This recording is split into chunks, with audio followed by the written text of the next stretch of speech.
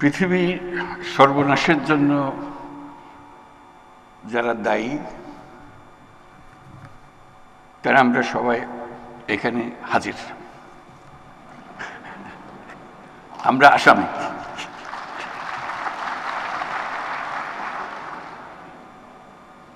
এবং পরিবেশ, বন, জলবায়ু মন্ত্রণালয়ের পক্ষ থেকে উপদেষ্টা রিজওয়ানা হাসান যেগুলো বলার চেষ্টা করল যে কত ভীষণ রকম আমরা অপরাধী। আমাদের পুরনো কবিরা বলে গেছেন, সাগরের সব পানি যদি কালি হতো, বনের সব গাছ যদি কলম হতো, তাহলে এই অপরাধের বর্ণনা শেষ করা যেত না। এত অপরাধ আমরা করে যাচ্ছি প্রতিদিন। রিজওয়ানা হাসান তার কিছুটা করুণভাবে তুলে ধরল তার প্রচেষ্টার কথা। এই বিশাল যজ্ঞের মধ্যে মন্ত্রণালয়ের প্রচেষ্টা,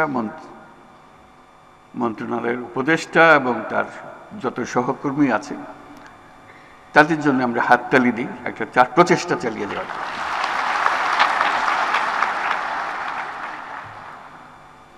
এতে নতুন করে আমাদের পক্ষে যোগ দেওয়ার কিছু নাই, শুধু স্মরণ করা ব্যর্থতার কথা, অপর্যাপ্ততার কথা, অবজ্ঞার কথা, অবহেলার কথা। আজকে যে বিশেষ দিবস আমরা পালন করছি, সেই দিবসকে উপলক্ষ করে আমাদের গাফিলতিগুলো স্মরণ করা। বিসমিল্লাহির রহমানির রহিম। বিশ্ব পরিবেশ দিবস 2025 উপলক্ষে আজকের আয়োজনে উপস্থিত সকলকে আমার শুভেচ্ছা ও সালাম জানাচ্ছি। আসসালামু আলাইকুম। আজকের এই আয়োজন থেকে পরিবেশ মেলা, মাসব্যাপী জাতীয় বৃক্ষরোপণ অভিযান ও বৃক্ষ মেলা 2025 শুরু হতে যাচ্ছে। আমি আশা করি সকল জেলা ও উপজেলা পর্যায়ে বৃক্ষরোপণ ও বৃক্ষ মেলা চলবে এবং উৎসাহের সঙ্গে চলবে। এই বছর বিশ্ব পরিবেশ দিবসের প্রতিপাদ্য হল এন্ডিং প্লাস্টিক পলিউশন। আজকের পৃথিবী নানান রকমের সংকটে জড়িত।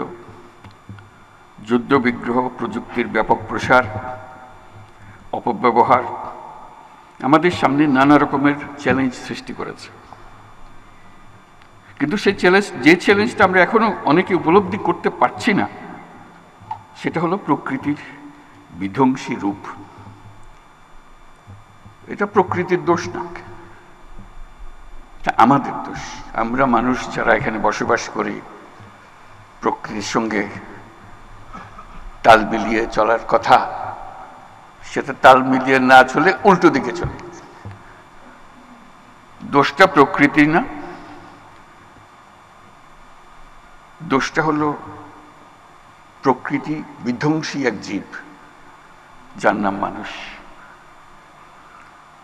আমাদের সামনে দৈত্যাকারে হাজির হওয়ার প্রস্তুতি নিচ্ছে জলবায়ু সংকট। আমি প্রস্তুতি নিচ্ছে বলবো না, বলবো যে কাজ শুরু করে দিয়েছে। প্লাস্টিকের ব্যবহার পৃথিবীতে 3 ধরনের সংকটকে বাড়িয়ে দিয়েছে: জলবায়ুগত সংকট, প্রকৃতিগত সংকট, জীববৈচিত্র্যের ক্ষতি। এটা শুধু প্লাস্টিকের জন্য, আরো বহু জিনিস আছে। প্লাস্টিক এমন জিনিসে দাঁড়িয়ে গেছে যে ক্রমাগত হুঙ্কার দিচ্ছে, হয় আমরা থাকবো না হয় তোমরা থাকবে। দুজন একসঙ্গে থাকতে পারবে না, এর জায়গা নেই। এবং তাদের জয়যাত্রা অব্যাহত রয়েছে। তারা দাঁড়িয়ে দাঁড়িয়ে খিলখিল করে হাসি আমাদের অসহায়ত্ব দেখে, আমাদের উদ্যোগের অভাব দেখে। যে আমরা সব জয় করে নিলাম, তোমরা কিছুই করতে পারতেছ না। সেই অসহায় অবস্থা থেকে আজকে আমরা এই 2025 সালের এই দিবস উদযাপন করছি। প্লাস্টিক ব্যবস্থাপনা ঠিকঠাক না থাকায় পৃথিবীর জলাশয়গুলো পলিথিন আর প্লাস্টিকে ছেয়ে গেছে।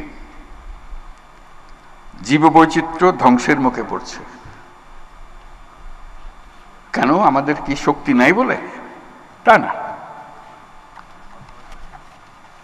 আমরা পাত্তা দিচ্ছি না বলে। আমাদের কোনো গরজ নেই, চলছি তো, ঠিকই তো আছে। এই করতে করতেই আমাদের শেষ। এই দিবস পালনের মাধ্যমে যদি কিছুটা সজাগতা আমাদের কাছে আসে,